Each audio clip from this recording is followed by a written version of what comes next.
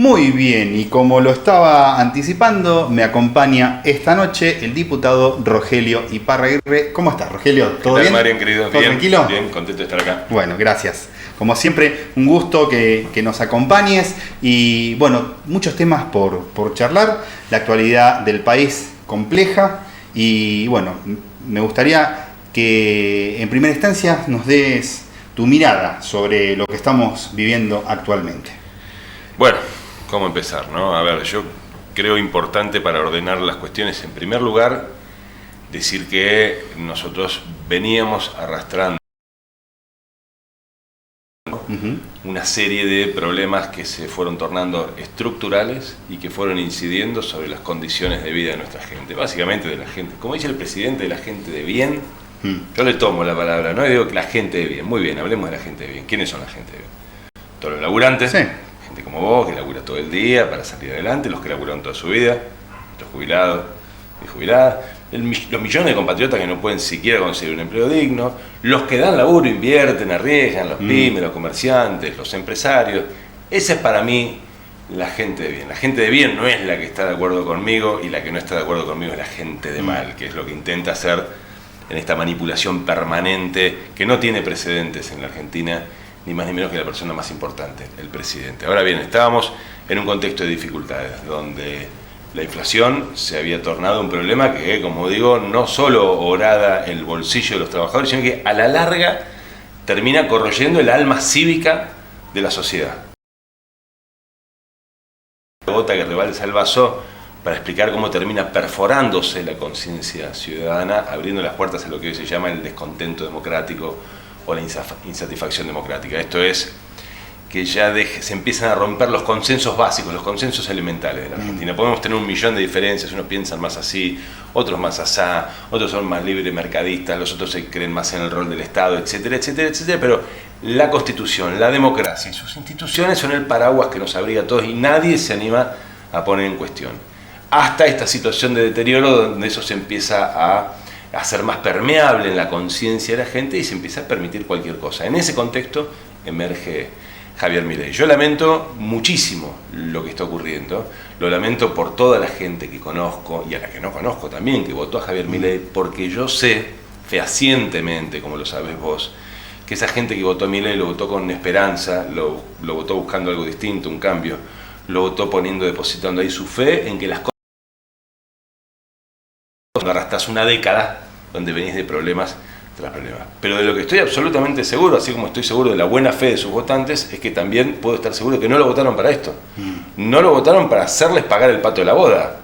Lo que se denominaba la casta resultó hoy que es un jubilado, que es un empresario pyme, un comerciante, un laburante, un médico, una maestra.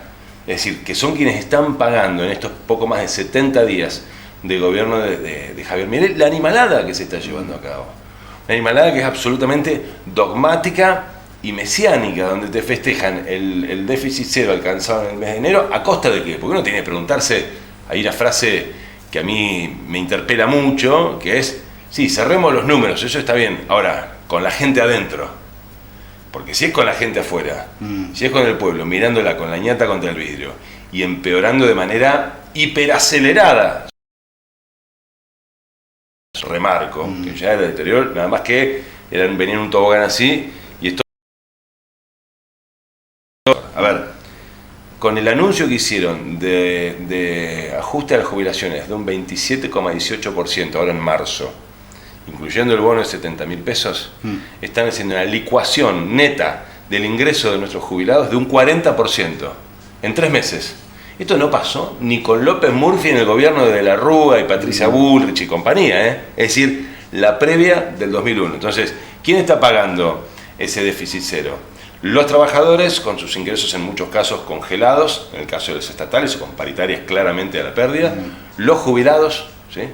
El ahorro de los argentinos con tasas ya escandalosamente negativas, que tiene que ver con un objetivo que es lo que se llama en el mercado secar la plaza de pesos, es decir, que no haya más pesos, no solo que el peso valga cada vez menos, es decir, tenemos una inflación acumulada, contando los 14, 15 puntos que se estiman que va a dar la de febrero, yo el cálculo luego dando 13, para ser más optimista todavía, de 71 puntos. diciembre, enero, febrero, de 71 puntos. ¿Sí? Ha puesto como víctimas al común del pueblo, pueblo que eligió en su mayoría a Javier Milei, cansados, enojados, hastiados. Digo, están utilizando su enojo para llevarse los puestos. Acá se están llevando el puesto. La casta, si hablamos de la casta, ¿por qué en un momento no paramos la pelota y definimos claramente de quién estamos hablando cuando hablamos? ¿Qué es para mí la casta? Para mí la casta son los grupos más poderosos de la Argentina, prebendarios, que son los que siempre ganan con esto. Pero son una minoría, que no representan ni al 3% de los argentinos. Arcor, Ledesma, Pagani, Roca, Blaquier. Estamos hablando de gente a la que vos y yo no le vemos la cara ni a 1 kilómetro de distancia. Sí, sí, claramente. Partes de la dirigencia política y de la llamada clase política, por supuesto, también, que los ves que hace 20, 25, 30 años, permanecen porque nunca arriesgan, porque siempre están con el calorcito del poder. Bueno, lo puedes ver en la Cámara de Diputados, la foto es muy clara, ¿no? Vos tenés aquellos que conforman parte de la fuerza parlamentaria del gobierno de Milei, una empatía ideológica, uno tiene que respetar eso. Yo estoy en las antípodas, pero ahí hay una cercanía ideológica, que es lo que también nos lleva a advertir de, ojo, no votaron a Macri. Macri no pudo ni siquiera ser candidato de lo mal que le daban las encuestas. Y su fuerza política salió tercera lejos en las elecciones. Y hoy están cuasi gobernando. Pero bueno, hay una afinidad ideológica.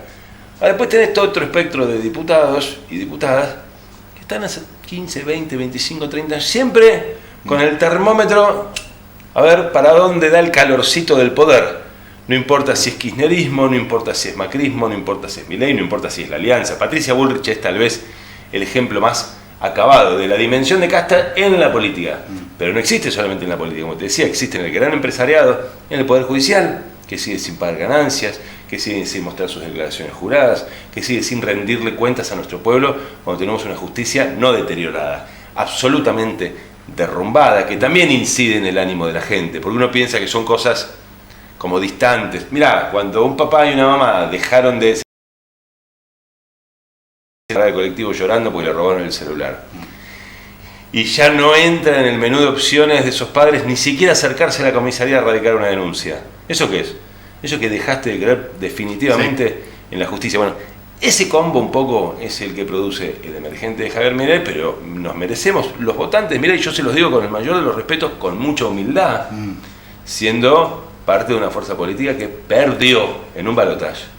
Que perdió en un balotaje, yo tengo que hacerme cargo, yo no puedo desconocer eso. Y este es el momento del que ganó, claramente. Ahora, eso no puede significar dejarlo hacer lo que quiera, y mucho menos si ese dejar hacer significa avasallar de la manera abrumadora que lo están haciendo los ingresos, las posibilidades y las capacidades del común de los argentinos de bien, los argentinos de pie, los que el presidente llaman los argentinos de bien. La situación es altamente preocupante. Yo soy un tipo que soy por principio optimista, pero ya no puedo más con mi optimismo y tengo que decirte que lo que viene hacia adelante es aún peor, que estamos del ovillo, y siempre con la misma terminal. En última instancia, el punto es el mismo, el endeudamiento externo de la Argentina, aquel al que nos volvió a arrojar de una manera feroz el gobierno de Mauricio Macri y Caputo, el Messi de las finanzas, ¿te acordás, no? El inútil de Caputo, ¿quién dice eso? ¿Yo? No, yo no hablo con esos términos. ¿Quién dijo el inútil de Caputo? Nuestro actual presidente, Javier Milei, en campaña, el inútil de Caputo. Hoy es su ministro de Economía en este cogobierno con el macrismo, es el responsable de ese endeudamiento, que es el que nos da la pauta del ajuste que está haciendo la Argentina. Está el Fondo Monetario en este momento en nuestro país celebrando, tirando papelitos de colores por el ajuste que están haciendo sobre la clase media, sobre los sectores populares, sobre el Estado y en definitiva sobre la matriz económico y productiva de la Argentina. Nosotros empezamos a ver ya en Tandil una postal que habíamos querido dejar atrás, que la habíamos visto en el macrismo, que son comercios de gente que se rompe el alma y que arriesgó hasta lo que no tiene para abrir una persiana. Los estamos viendo cerrar nuevamente. Vimos la tapa de los diarios de nuestra ciudad el fin de semana pasada. En el rubro gastronomía, 8 en lo que va del verano. No paraban de abrir comercios, porque actividad económica había. Problemas, insisto, había y muchos, y nos tenemos que hacer cargo. Pero ese panorama que se nos pinta, delirante, de un 15.000%, íbamos hacia un 15.000% de inflación con riesgo de la hiper y 90% de los argentinos. No hay un solo economista en la República Argentina, sacando los que forman parte del elenco de gobierno, no hay un solo economista en la República Argentina que sostenga esa barbaridad. Es decir, se construye un relato, ¿no?, para generar un cuadro de pánico en la población y decirte, sí, lo que te está pasando es durísimo, pero mirá que te estoy salvando de algo que era peor. Y eso no tiene correlato con la realidad. Por supuesto, insisto, estábamos llenos de problemas. La salida no iba a ser sencilla. Yo no estoy diciendo que si ganaba nuestro candidato Sergio Massa, hoy estábamos tirando manteca al techo, ni muchísimo menos. Estaríamos absolutamente rodeados de dificultades, de complejidades, la situación sería difícil, pero yo puedo asegurarte que lo que no hubiéramos hecho es tomar como variable central del ajuste al común de la gente.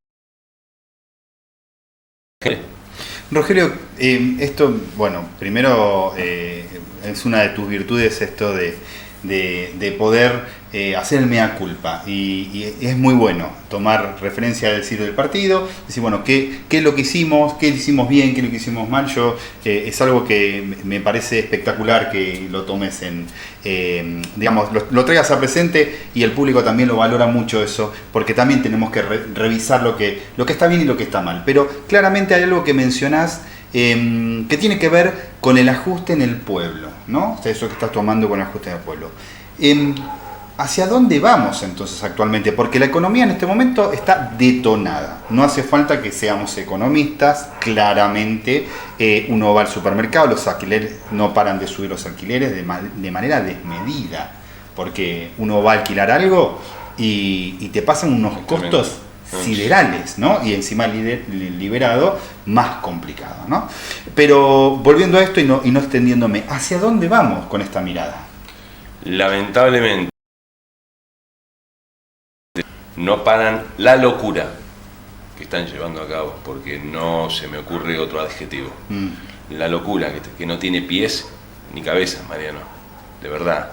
Si no detienen esto, si no paran la pelota, si no corrigen el rumbo, si no abren los oídos y la cabeza al resto, porque hay una situación donde me toca a mí cumplir mi responsabilidad, por lo menos principal, que es donde fui puesto por el voto popular, que es el Congreso de la Nación. Bueno, el Congreso no se conforma en un balotaje. El balotaje es una segunda vuelta para elegir presidente y vice. El Congreso quedó conformado en las elecciones generales del 22 de octubre, donde nuestra fuerza política obtuvo el 37,2%, la del presidente Milei el 29,7%, y como te decía anteriormente, la fuerza política de Mauricio Macri tercera lejos, ¿no? La composición que vos hoy tenés en el Consejo es mitad la de las elecciones del 2021, porque recordá que se renueva por mitades, y mitad la de esta elección. Vos has visto lo que está haciendo el presidente de la Nación para con el Congreso, ¿no? Digo, te voy a nombrar léxico. Yo soy un tipo educado y respetuoso, que creo además de verdad que son valores que tenemos que recuperar para sacar a la Argentina adelante. No son poca cosa. Ahora te voy a decir: chorros, valijeros, idiotas útiles, ratas. 4 salidas textuales de la boca del presidente de la Nación. Es el ciudadano más importante de los argentinos.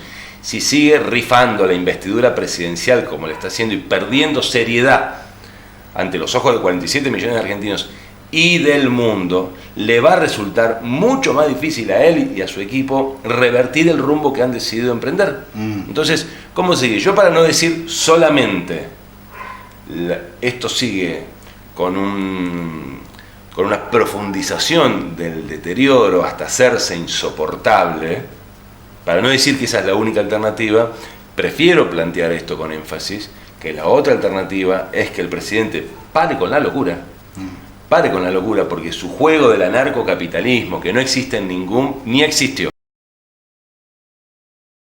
no existe ni existió en el planeta ninguna experiencia como la que él, desde sus invocaciones mesiánicas, quiere llevar a cabo en la Argentina, lo está haciendo jugando con el destino y las vidas de 47 millones de argentinos y con el destino de la patria, en definitiva, de la nación argentina. Entonces, lo que yo creo, por eso mi apelación respetuosa y desde la humildad a los votantes y las votantes de Javier Milei, es que ellos tienen hoy, debieran tener un poder y una posibilidad muy importante. Son ellos principalmente, los votantes de Javier Milei, quienes pueden desde la buena fe, con honestidad intelectual, yo no estoy pidiendo que piensen como mí, para nada. Lo que digo es que con todas sus diferencias con mi espacio político, que son desde ya respetables, no hacen ni falta aclararlo, vivimos en democracia, que son ellos quienes tienen la posibilidad de decirle al presidente que pare un poco con la locura, que lo votaron para otra cosa, lo votaron para resolver sus problemas, pérdida del poder adquisitivo, básicamente, ¿sí? Frente a la inflación, transferencia de ingresos del bolsillo de los laburantes y de los jubilados. Esta minoría minúscula que te digo, que es la que escribió la ley ómnibus y escondió la mano, ¿sí? Bueno, para resolver la inflación, que tiene para mí dos causas centrales, que son una en la que hace más énfasis la ex vicepresidenta Cristina y otra en la que hace énfasis el presidente. Creo yo que hay que, en ese sentido, también enfriar la cabeza, y cuando tenés un problema real, como el de la inflación en la Argentina, no te sirve nada casarte con esta escuela y yo me quedo con esta tesis hasta que muera o con esta otra.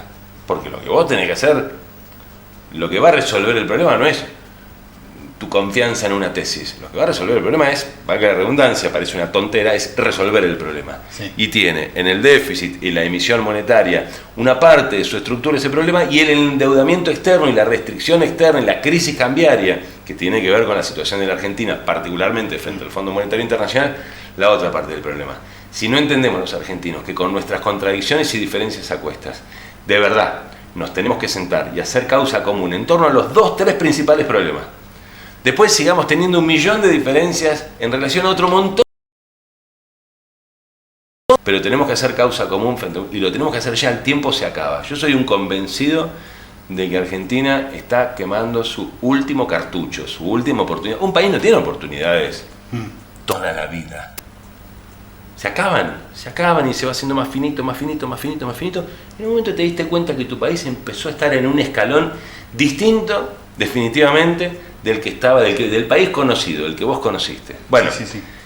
En ese escalón están poniendo hoy a la salud pública, a la educación pública, al mundo de la producción y el trabajo, a nuestros jubilados, a las provincias. Digo, la arremetida que está haciendo el presidente con los gobernadores electos por el voto popular, al igual que los 23 gobernadores y el jefe de gobierno de la ciudad de Buenos Aires, no tiene, de nuevo, insisto, precedente en la historia argentina. El ataque desmedido, ordinario, además, que hace el presidente Milei a todos y cada uno de los gobernadores, sin distinguir signo político. Sí. Ahora fíjate, cuando vos ves que un presidente ataca de la manera en que lo hace a todo y cada uno de los que no piensan, la condición que te pone Milei es: o vos pensás exactamente igual que yo, pero exactamente hasta la última coma, o sos, y ahí empiezan los improperios. Fíjate López Murphy. Digo, en la escuela económica, en términos generales, por más que López Murphy no se asuma como un anarcocapitalista de la escuela austríaca, es un neoliberal hecho y derecho, que no ha parado de manifestarle su apoyo a Milei. Le votó distinto un inciso de un artículo de la ley ómnibus. Ya está. ¿Qué es López Murphy para el presidente de la nación? Sí. ¿Qué es? Lo dijo él. De nuevo, traidor. Sí. Entonces, traidores, voy sumando, ¿no? Traidores, ratas, idiotas útiles, valijeros. Es decir... es un montón. Bueno, hay que parar. Hay que parar. Eso es, humildemente lo digo, creo que lo mejor y lo más urgente que tenemos para hacer en este momento los argentinos es parar un poquito la moto, parar la pelota. E insisto con esto, no es trasladarles, yo no los estoy señalando como culpables. A mí me gusta decir, el votante Javier Milei no se equivoca. Que se equivoca es Javier Milei haciendo lo que hace con ese voto de confianza que le dieron. Entonces, ese votante de Javier Milei, sin que esto sea condición, sin que esto que yo le pido tenga como condición estar de acuerdo conmigo, yo no quiero que esa sea la condición, porque si no sería igual a Milei. ¿O estás de acuerdo conmigo? No, yo digo, pensando como piensan, con la motivación que tuvieron para elegir a Javier Milei, eligieron algo disruptivo, pensando que era antisistema, ¿no? Bueno, mirá, en el 2001, frente a la crisis y el acabose, la peor crisis que recordamos de los 40 años de democracia, los argentinos metieron una feta de salame en el sobre. Ahora pusieron un presidente, es un enorme salto cualitativo. Lo digo en serio, es un enorme salto cualitativo. Bueno, Esos votantes de Javier Milei, esos vecinos y vecinas, amigos míos, hijos de compañeros míos, todo, obviamente, a ver, 63% sacó en Tandil, 62%. ¿Quién no va a conocer a votantes? Si no, vivirías en una burbuja. Yo a ellos les pido que sean los que le transmitan al presidente que eligieron, porque es a los que pueden, que le transmitan que no es en paz, democráticamente, en el marco de las instituciones, no es para esto, para que lo eligieron. No lo eligieron para que corte el fondo compensador del transporte, para que corte el fondo federal de la educación pública, ¿no? Bueno, no lo eligieron para que licúen de una manera bestial sus jubilaciones e ingresos. No lo eligieron para tener que cerrar la persiana de su negocio porque se tornó insostenible en apenas 65 o 70 días. Entonces creo que a ellos les asiste, más que esa responsabilidad, yo diría esa posibilidad. Y les pido que hagan uso de ella. Mucho para debatir, creo que estaríamos un largo rato, pero vayamos a la ley ómnibus que estabas mencionando. Quedó totalmente ahora apartada porque por ahora sí. Inviable. Por ahora sí, de nuevo. Mirá, nosotros estábamos en reunión de bloque una hora antes de bajar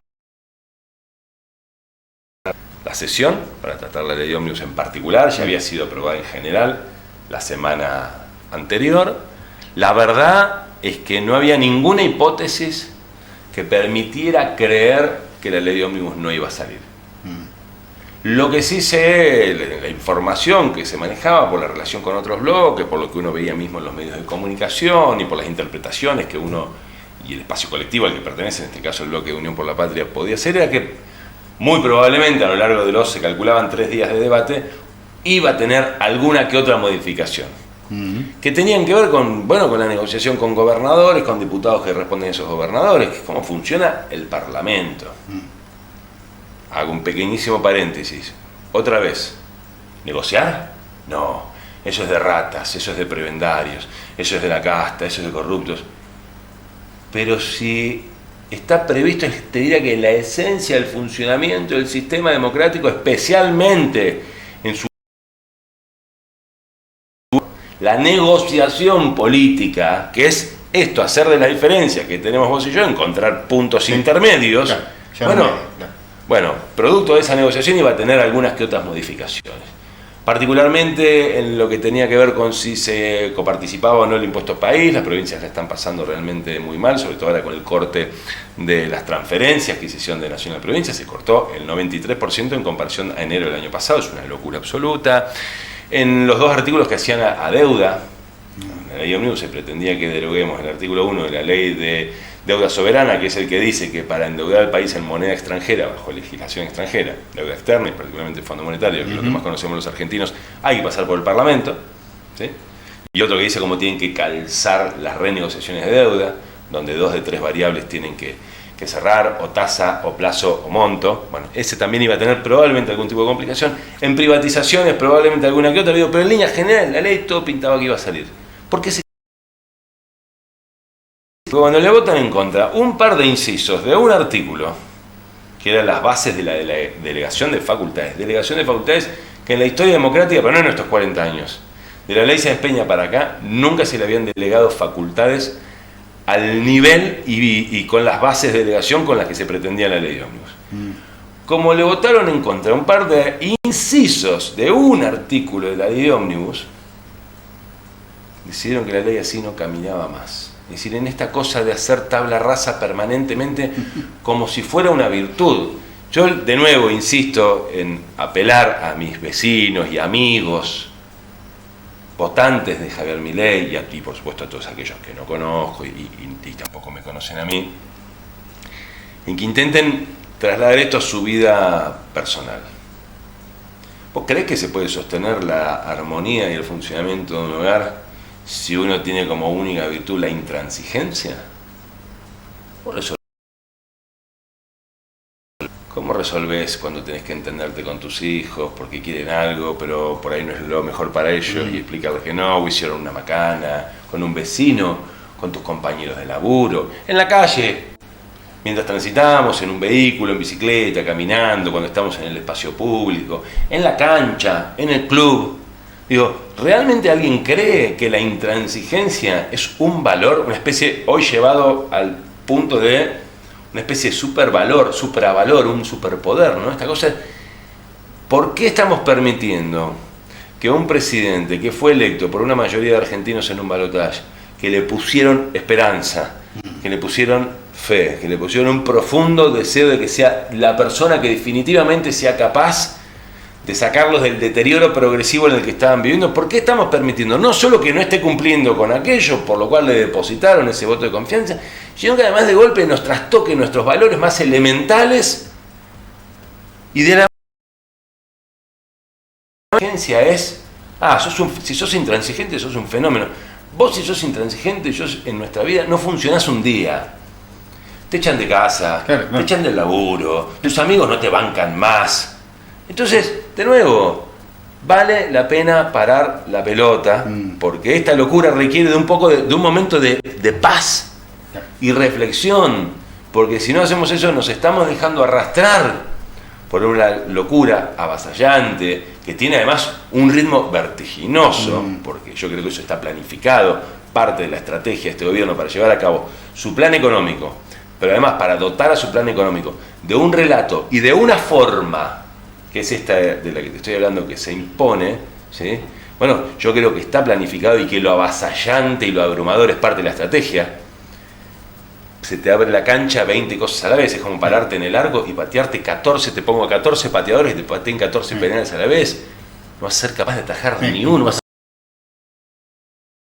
a la estrategia, abrumar al pueblo, que se sienta absolutamente abatido, derrotado, y que entienda que no hay alternativa. Y bueno, ¿es esto o la nada? No, no es esto o la nada. La Argentina tiene alternativas más justas, que requieren del diálogo y el consenso. El diálogo y el consenso no es la prebenda. El diálogo y el consenso no es la prebenda. El diálogo y el consenso es abrir a otro que piensa, tal vez no igual, pero en algo parecido, o no, pero tiene vocación de ayudar. A ver, ¿qué alternativa hay a esto? ¿Tenemos que reducir el déficit en la Argentina? Sí, definitivamente. ¿Hay que hacerlo en 30 días? ¿O podemos hacerlo en un par de años?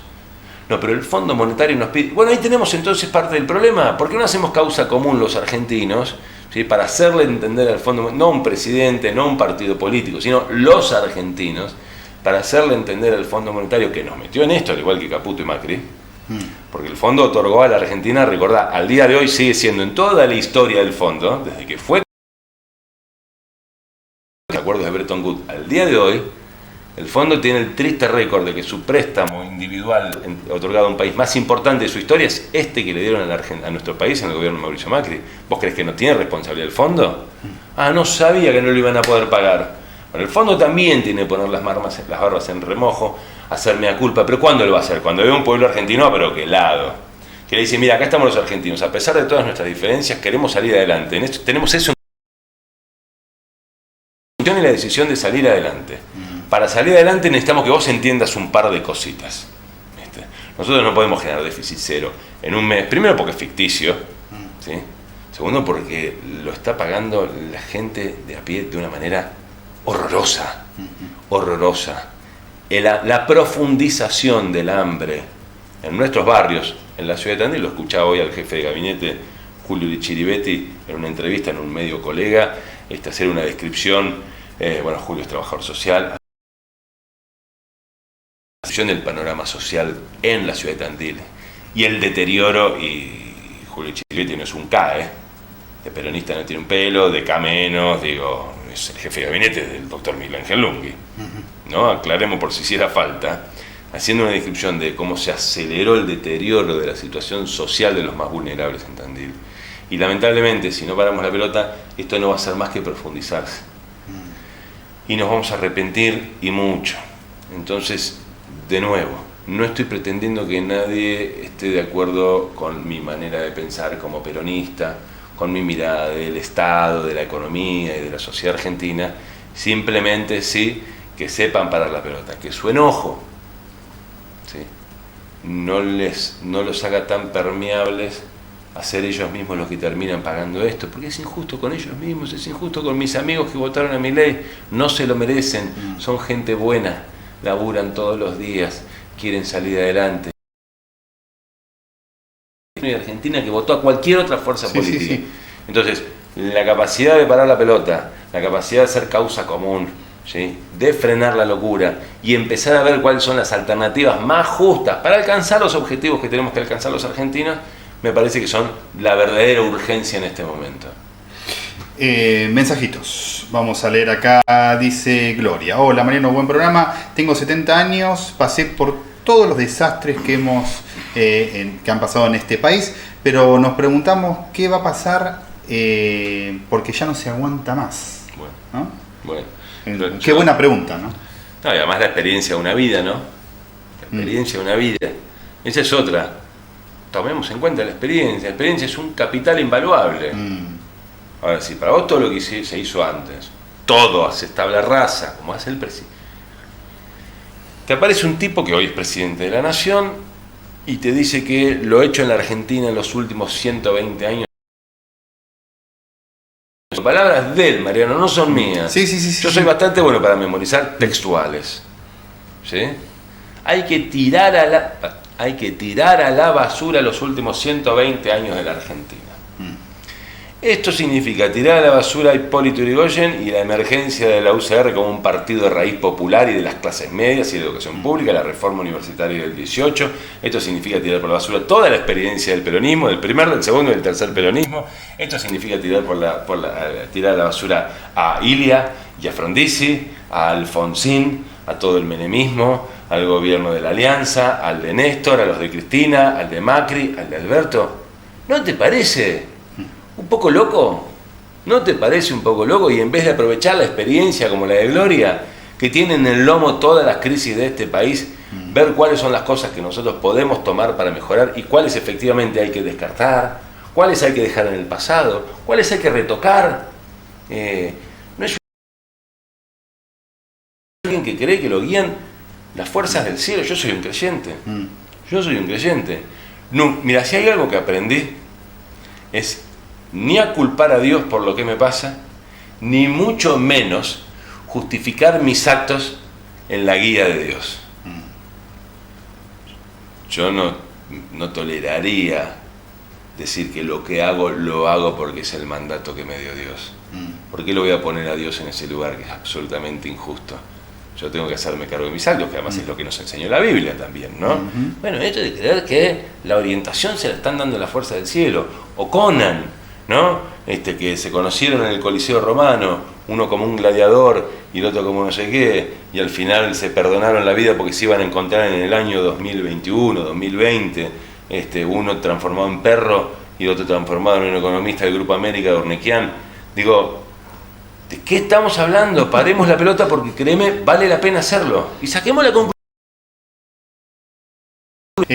Un análisis importante va a dejar toda esta experiencia en los próximos 4 años. Y acá viene una pregunta que también desde tu experiencia, tenés una militancia desde muy joven, has estudiado, he escuchado una entrevista que has hecho con un medio colega donde también has contado parte de tu vida y el apoyo que te han dado tu familia.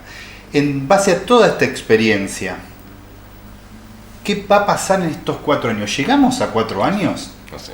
No me hagas decirte cosas que sería una irresponsabilidad de mi parte. Imposible saberlo. Imposible saberlo, primero porque en la Argentina, de por sí, es imposible saber qué va a pasar en 4 años, porque es un país que, como decíamos, viene de 10 años ya, por tomar el último periodo, ¿no? Y bueno, y eso acelera el deterioro sostenido, nunca es a la misma velocidad. Tiene puntos donde por su propia naturaleza se acelera. Entonces es muy difícil saber qué va a pasar en la Argentina en los próximos 4 años, en los próximos 2 años. En segundo lugar, y no es que quiero ser monotemático, perdóname, pero a mí, yo cuando estoy verdaderamente convencido de algo, trato de profundizar ahí. En segundo lugar, es muy difícil qué va a pasar hasta que no le hagan parar la pelota al presidente. Es muy difícil, yo no sé qué se le puede cruzar por la cabeza. Creo que yo y ningún argentino, ni siquiera ningún miembro de su gabinete, nadie hoy sabe que puede pasar por la cabeza el presidente de la Nación, Javier Milei, la semana que viene o el mes que viene. Ya la dolarización nos parecía una idea amenazante, peligrosa para la Argentina, que comprometería definitivamente las posibilidades del desarrollo con inclusión en la Argentina. Empezando por el sector privado, está claro, competitivas y además cuyo capital se abarataría y empezaría a ser muy apetecible para los capitales exteriores. Que es por lo que yo creo que de donde viene la mayor resistencia de algunos sectores empresariales importantes de la Argentina. Pero hablaba de un horizonte de dolarización de 2 años. Y ahora de pronto vuelve de Roma y en una entrevista te dice que tal vez que en 15 días estamos para dolarizar. Digo, es peligroso lo que está pasando, es peligroso. A mí no me va a escuchar Javier Milei, ya lo demostró. No va a escuchar a mi espacio político, no va a escuchar a los radicales, no va a escuchar a los gobernadores, no va a escuchar a los periodistas que no dicen sí señor, sí señor, sí señor, de manera, no sé, vergonzosa, creo que queda chica la palabra, ¿no? Que por supuesto cada vez son menos, porque como en el periodismo hay muchos que ejercen su oficio con dignidad, muchos me animaré a decir, tal vez la mayoría, va quedando un grupo muy reducido, porque además esta condición de vos estás de acuerdo conmigo en todo, o sos, y ahí viene la lista de improperios, sí. Obviamente, vos de los que de manera, digamos, con la pérdida más absoluta de dignidad y amor propio, porque esa es la condición para transar, para estar de acuerdo en todo con una persona que desde un autoritarismo mesiánico te dice eso, y bueno, vos tenés que transar con la pérdida de tu propia dignidad, no sé, Majul, ¿no? Por nombrar a uno, digo, me gustan nombres propios, ¿no? Digo, bueno, va quedando solo, entonces no va a escuchar a los periodistas que no le digan todo sí señor, no va a escuchar a los espacios políticos que no le digan todo sí señor, no va a escuchar a las fuerzas de la producción, del trabajo, a la gente de la educación, de los sistemas de salud, etcétera, etcétera. ¿A quién sí creo yo que hoy todavía, espero que no sea tarde, puede escuchar Javier Milei? A los millones de argentinos que lo acompañaron con su voto en las urnas. Por eso insisto y le pido a esos millones de argentinos que sin tener que estar de acuerdo, si quieren en nada conmigo, que pensemos una sola cosa juntos. Y es en que tienen que pedirle al presidente que pare la pelota, porque de una cosa estoy convencido. La inmensa mayoría, te diría el 90% de los votantes de Milei, no lo votaron para esto, eso lo sé. No lo votaron para esto. Entonces les pido una vez más, creo que es a los únicos que hoy va a escuchar, que esa es su base electoral. Entonces que hagan este ejercicio democrático, de honestidad intelectual, de parar la pelota, de pedirle que siga con su plan, el que tiene para la Argentina, sus ideas, hasta que mañana podamos ir a las urnas y el pueblo argentino lo revalide o no, ¿sí? Pero que no lo haga al costo de llevarse puesta la vida de millones de argentinos con las medidas que está tomando. Llegan más mensajes, hago un paréntesis antes de leerlos, pero claramente hay un tema que tiene que ver que los sueldos no alcanzan. El índice para no ser pobre tenés que ganar más de 600.000 pesos. Sin contar el alquiler. Sin contar, ¿no? O sea, ¿y quién los gana? O sea, tenés que encontrar un núcleo familiar que tenga estas condiciones, ¿no? Estamos hablando de temas que ya no estamos debatiendo si me cambio el auto, estamos debatiendo la existencia diaria, ¿no? Leo mensajitos. Dice, hola Marian, totalmente cierto lo que comenta Rogelio. Dice, como emprendedora se hace cada vez más difícil entre aumentos, alquiler, etc. Estamos cada vez peor. Otro mensaje, dice, bueno, después me hacen salutaciones, dice, buen programa, amor, esta es mi mujer, dice, y saludos a Rogelio, excelente charla, gracias mi vida. Bueno, la emprendedora, ¿no? No la conozco, no sé específicamente qué emprendimiento tiene, no hay que ser ningún genio para jugarte simple sobre sencillo, que muy probablemente no la estaba pasando bien con nuestro gobierno, me la juego, no la estaba pasando bien, eso seguro. Ahora, como no la estaba pasando bien, ser merecedora de esto que está pasando, de eso estoy absolutamente convencido también. Bueno, esto que yo planteaba en la campaña, no nos peguemos un tiro en el pie, que el enojo que tenemos, sí, no hemos charlado, y en parte al que hemos sido llevados contra una fuerza política o contra algunas figuras que podemos no querer en lo más mínimo, pero que ese enojo no sea el instrumento a utilizar para llevarte puesto a vos. Porque se los están llevando puestos a todos sin distinción. Ayer me decía un colega tuyo, estuve ayer, no, antes de ayer, en una entrevista de radio, acá en un medio que debe ser la entrevista que escuchaste vos, y me decía, me vine a enterar que yo soy la casta, me decía el periodista. Y tuvo que dejar la prepaga. Prepaga. Que la obra social, pero además vos fijate, ¿no? Digo, vos tenés que dejar la prepaga porque aumentaron un 40, después un 30, es un 70 seguido, más el aumento que habían hecho al final del gobierno de Alberto Fernández. Llegan al 100 en apenas 4 meses. Una locura. El 100 en 4 meses. Te vas a una obra social. Ahora, ¿qué es lo que pasa? Te sacan un decreto donde se desregulan las obras sociales, ¿sí? Se va a producir el famoso, lo que se llama en la administración de los subsistemas de salud, el descreme de las obras sociales. ¿Esto qué es? Los aportantes más importantes, con los ingresos más importantes dentro de la obra social X, ¿sí? Los más aportantes son los que se va a llevar la prepaga, ¿sí?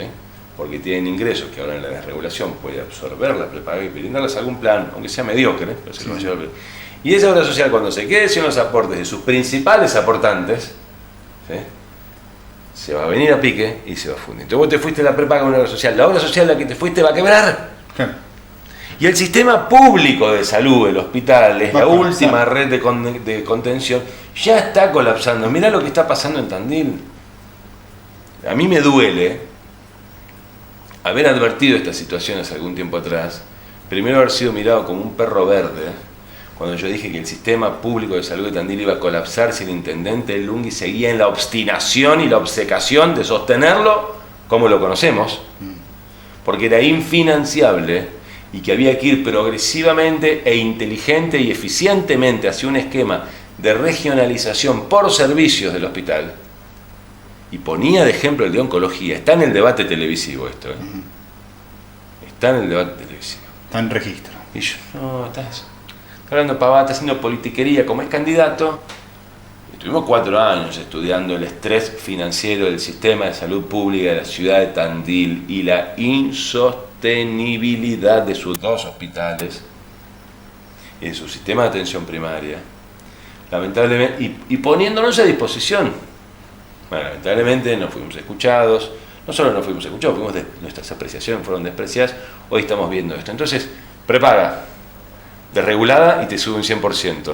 Obras sociales, con el descreme, es decir, de sus aportantes más importantes, a la quiebra. Sistemas de salud pública de los municipios, las provincias y la nación, en la situación de colapso que ya estamos viendo. Entonces, el deterioro de la Argentina en todas las dimensiones en las que es posible analizarlo, hay que pararlo. Porque además no lo votaron para eso, se lo votó a Milei para salir del deterioro. Bueno, hay que hacérselo saber. Bueno, panorama complejo para lo que queda de estos 4 años, por eso en los últimos meses todo fue demasiado abrupto, rápido, esto que mencionabas, ¿no? De una caída económica importantísima en nuestro país y que lleva también al bolsillo de cada ciudadano a que esté cada vez más flaco. No sé hacia dónde vamos y el panorama no es alentador. Uno siempre le gusta dejar un mensaje positivo, pero bueno, evidentemente la realidad, vuelvo a lo que hablábamos anteriormente, yo no soy economista, simplemente voy al supermercado, agarro 2 cosas, son 20.000 pesos. Y no agarré nada. Y cuando me cobran en la caja digo, ¿qué rompimos? Y ¿sabes qué me pasa? Leo, antes de retirarme, leo el ticket, a ver si está bien cobrado. Y sí, está bien cobrado, con unos precios... Es increíble. Ahora te aumentan el salario mínimo vital y móvil, que es punto de referencia, desde para paritarias hasta para los potenciar, hasta para la UH, para la progresar, para muchas cosas. Literalmente, esto no es opinión, esto es matemática pura. Sí, sí. El 50% de lo que fue la inflación acumulada desde la última actualización del salario mínimo vital y móvil a hoy. Te están licuando la mitad. La mitad. Es un montón. Si vos ya venías viviendo mal y con dificultades, imagínate hoy con la mitad. Sí. En términos relativos es la mitad. Bueno, de nuevo, si me permitís, sí. Entiendo que estamos cerrando. Pedirle a esos votantes de Javier Milei, que sé que lo hicieron como argentinos de bien, que lo hicieron pensando en sus familias, en sus hijos y en su país, y lo hicieron cansados de cómo los había defraudado nuestro gobierno y el gobierno anterior, estoy seguro, Y lo hicieron con esperanza, y lo hicieron con un deseo profundo de que sus vidas de una vez por todas empiecen a mejorar. A ustedes es a los únicos que hoy puede escuchar, Dios quiera, el presidente Milei, y les pido encarecidamente que le requieran al presidente un momento de paz, de reflexión, de parar la pelota para no vernos arrastrados todos a una locura sin precedentes en Argentina, donde ustedes y el conjunto de los argentinos van a ser las víctimas. Se los pido, por favor. Último mensaje. Gloria dice, muy bueno el programa con Rogelio, estoy totalmente de acuerdo, por hacer referencia a los dichos del presidente, una falta de respeto a sus diputados, ¿no? Así que... El común de los argentinos, sí. ¿no? Y el común de los argentinos. El presidente de la nación es el ciudadano más importante. Y a partir del 10 de diciembre, es el presidente de todos, es mi presidente. Es decir, es el presidente de quienes lo votaron y de quienes no lo votamos. Bueno, un presidente tiene que tener la capacidad de trascender ese campo de disputa constante que es la política y las diferencias ideológicas, programáticas, etcétera, porque es el primer magistrado, es el que nos representa ante el mundo, es el que representa a los 47 millones de argentinos. No nos merecemos este deterioro de la propia imagen del presidente que él mismo está generando a un ritmo acelerado. Gracias, Rogelio. A vos, Marian, un placer. Un gustazo, como siempre. Gente, nosotros nos vamos a una pequeña pausa. Al regreso continuamos con muchas más noticias. No te desconectes.